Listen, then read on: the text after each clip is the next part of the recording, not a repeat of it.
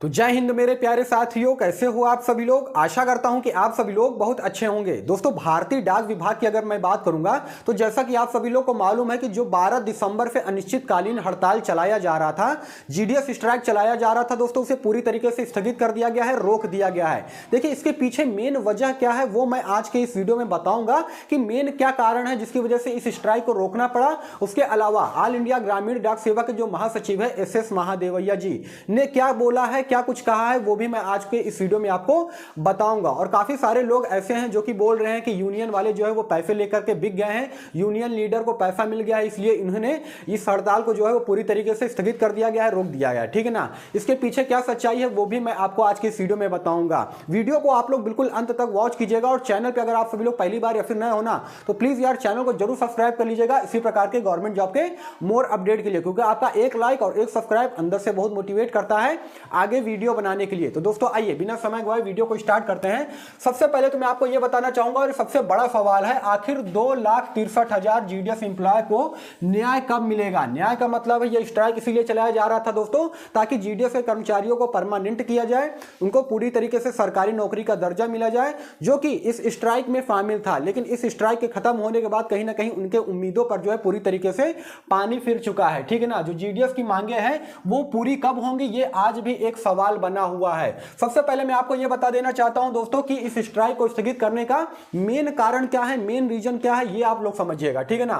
तो सबसे पहले मैं आपको बता देना चाहता हूं, ये 4 रीजन है जो कि मैंने यहां पे लिख रखा है। सबसे पहला रीजन ये है दोस्तों कि 3 साल से जो कम जीडीएस एम्प्लॉय थे ना, यानी कि जो जीडीएस के कर्मचारी थे, उनको टर्मिनेशन लेटर भेजा जाना स्टार्ट हो गया था। इसी वजह से एस महादेवैया जो कि ऑल इंडिया ग्रामीण डाक सेवा के महासचिव है, उनका कहना है कि इसी वजह से उन्होंने इस स्ट्राइक को रोक दिया। ठीक है ना। 30,000 करीब ऐसे कर्मचारी बताए जा रहे हैं जिनके पास इस टर्मिनेशन लेटर को भेजा गया था, और टारगेट पे कौन थे, जो कि 3 साल से कम जीडीएस एम्प्लॉय थे, उनके पास ये टर्मिनेशन लेटर भेजा जा रहा था। और दूसरा सबसे बड़ा रीजन क्या है, दूसरा सबसे बड़ा रीजन ये है कि हड़ताल के परसेंटेज में काफी मात्रा में गिरावट दर्ज की गई 2 दिन के बाद। कहने का मतलब यह है कि जैसा कि आप सभी लोग को मालूम है कि 12 दिसंबर से यह स्ट्राइक जो है वो शुरू किया गया था। ठीक है ना। उसके बाद 12, 13 और 14 दिसंबर तक यह स्ट्राइक पूरी तरीके से ठीक ढंग से चल रहा था। लेकिन जैसे ही 15 दिसंबर आया दोस्तों, उसके बाद क्या हुआ कि भारी मात्रा में मतलब कि परसेंटेज में गिरावट देखने को मिला।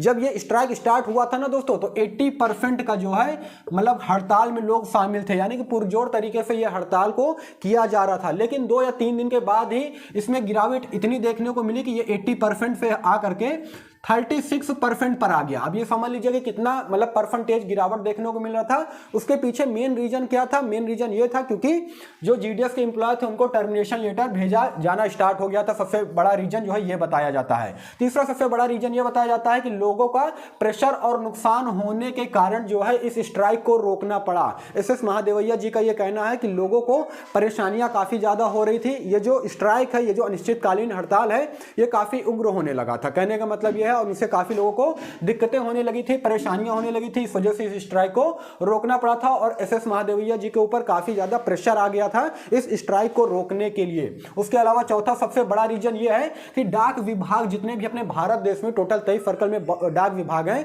वो पूरा का पूरा जो है उसका कामकाज पूरी तरीके से ठप हो गया था, यानी कि रुक गया था, जिससे कि काफी सारी दिक्कतें आने लगी थी पार्सल को लेकर के। उसके अलावा और भी जो डाक विभाग में काम होते हैं उसके रिगार्डिंग में काफी सारे दिक्कतें आने लगी थी क्योंकि कामकाज ठप हो गया था। तो ये मेन 4 रीजन बताया जाता है इस स्ट्राइक को रोकने के लिए। देखिए, ये जो स्ट्राइक है वो जीडीएस पीजे सीए ने इस स्ट्राइक को रोका है और इस स्ट्राइक को रोकने का निर्णय जो है वो जीडीएस पीजे सीए का है। ठीक है ना। अब काफी सारे बच्चे ऐसे हैं जो कि जीडीएस पीजे सीए के बारे में नहीं जानते हैं क्या होता है। तो दोस्तों मैं आपको बता देना चाहता हूं कि जो जीडीएस पीजे सीए है ये एक जीडीएस संगठन है। ठीक है ना। जिसमें कि काफी सारे पदाधिकारी और आला अधिकारी जो हैं इसके सदस्य हैं, मेंबर है। उसमें से एस महादेवैया जी भी इस संगठन के सदस्य हैं, मेंबर है। और कहीं ना कहीं इस स्ट्राइक को जो लीड करने वाले थे वो भी ऑल इंडिया ग्रामीण डाक सेवा के जो महासचिव है एस महादेवैया जी थे, यूनियन लीडर। ठीक है ना। अब सबसे बड़ा सवाल यह है, काफी सारे लोग कह रहे हैं कि सर ये बताइए क्या जो यूनियन लीडर हैं वो क्या पैसे लेकर के बिक गए हैं जो इस स्ट्राइक को रोक दिया गया है। तो देखिए, एस महादेवैया जी का अभी भी कहना यह है कि जीडीएस का अखंड जो है वो विजय हुआ है, जीडीएस में एकता बरकरार है, बनी हुई है। लेकिन मुझे तो नहीं लगता है दोस्तों कि किसी प्रकार से जीडीएस में अखंड विजय हुई है और इसका एकता बरकरार है। यार अगर अखंड विजय हुआ होता ना तो समझ लीजिए कि ये स्ट्राइक जो है वो पूरी तरीके से सफल होता, जीडीएस को परमानेंट सरकारी नौकरी का दर्जा मिलता, उसके अलावा उनके वेतन में भी वृद्धि मिलती, उसके अलावा काफ़ी कुछ होता है यार। जैसे 12, 24, 36 रूल को पारित किया जाता, 3A रूल को हटाया जाता, पेंशन हो गया, महंगाई भत्ता हो गया, इसको लागू किया जाता। काफ़ी कुछ होने वाला था इस स्ट्राइक से, जो कि इस स्ट्राइक के स्थगित होने के बाद जो है अब ये सारी चीज़ें कहीं ना कहीं जीडीएस कर्मचारी को अब नहीं मिल पाएगा, ठीक है ना। और काफ़ी सारे लोग ये कह रहे हैं सर यूनियन लीडर जो है वो पैसे लेकर के बिक गए हैं। दोस्तों देखिए इसमें कितनी सच्चाई है और ये कितनी बात झूठ है, इसके बारे में मैं कुछ नहीं कर सकता हूँ, क्योंकि मैं जो है जो सच्चाई होती है ना, जो मैं अपनी आंखों से देखता हूँ या फिर जो एक ऑथेंटिक जानकारी होती है मैं उस पर विश्वास करता हूं। हो सकता है कि जो यूनियन लीडर है वो पैसे देकर के बिक गए हों या फिर पैसे लेकर के इस स्ट्राइक को रोका गया है, वो भी हो सकता है। इसमें कोई बहुत बड़ी बात नहीं है दोस्त, ये जान लीजिए, क्योंकि ये भारत देश है और यहाँ पे आप सभी लोग को मालूम है कि ये जो यूनियन बनते हैं, यूनियन टूटते हैं, किस प्रकार से यूनियन बनते हैं और ऊपर से किस प्रकार का प्रेशर दे करके इस यूनियन के लीडर को जो है इस स्ट्राइक को तोड़ा गया है, ये सभी लोग को मालूम है, ठीक है ना। अगर हड़ताल वापस की अगर मैं बात करूंगा तो इस हड़ताल को वापस होने के बाद समझ लीजिए कि जो जीडीएस का कर्मचारी है ना वो उसमें कहीं ना कहीं बहुत ज्यादा आक्रोश देखने को मिल रहा है। अब सबसे बड़ा सवाल ये आता है कि सर ये बताइए जो जीडीएस 12, 24, 36 रूल है ये कभी पारित होगा कि नहीं होगा। उसके अलावा दूसरा सबसे बड़ा सवाल ये है कि जीडीएस 3A रूल का हटाया जाएगा कि नहीं हटाया जाएगा, वेतन प्रमोशन, उसके अलावा पेंशन, महंगाई भत्ता, डियरनेस अलाउंस जो है वो मिलेगा कि नहीं मिलेगा जीडीएस के कर्मचारी को, ये अभी भी एक बहुत बड़ा सवाल बना हुआ है। उसके अलावा चौथा पॉइंट की अगर मैं बात करूंगा तो कम परसेंट वालों के लिए कुछ अलग से रूल बनेगा कि नहीं, जिनका कि 50%, 55%, 60% मार्क्स हैं, वे क्या कभी जीडीएस में नौकरी कर पाएंगे कि नहीं कर पाएंगे, ये सवाल अभी भी इसी तरह बना हुआ है दोस्तों। और एक उम्मीद जगी थी कि अगर ये स्ट्राइक पूरी तरीके से सफल होता है तो ये सभी के सभी जो मांगे हैं वो सरकार से मनवा लिया जाएगा, क्योंकि आप सभी लोग को मालूम है 2024 में लोकसभा चुनाव है, ठीक है ना। और ये सबसे सही मौका था, सबसे सही समय था इस जीडीएस की मांग को मनवाने के लिए।